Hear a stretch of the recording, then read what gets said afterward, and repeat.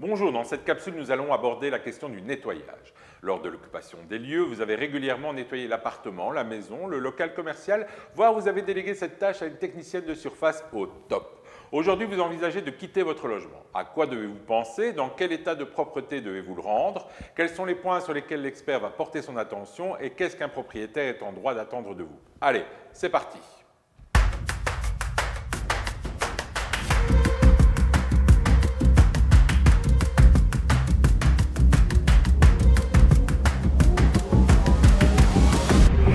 Lors d'un déménagement, le nettoyage est la dernière intervention qui est réalisée par le locataire sortant.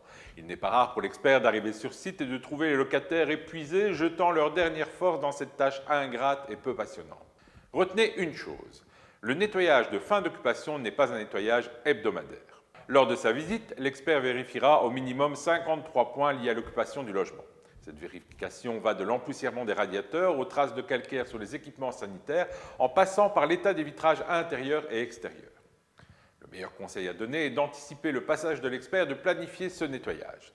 L'idéal est de prévoir une journée et de vous faire aider par des membres de la famille ou des aides ménagères, voire de faire appel à une entreprise de professionnels.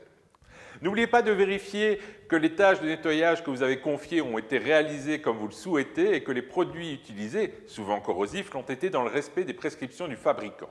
Les catastrophes se produisent souvent lors du déménagement par précipitation, fatigue ou énervement.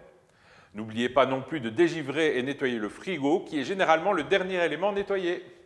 Quid de l'argument « le logement était sale au moment de mon entrée, monsieur l'expert », je ne suis pas d'accord. L'expert se base sur le descriptif d'état des lieux d'entrée. Vous devez donc partir du principe qu'il est trop tard pour contester ce rapport.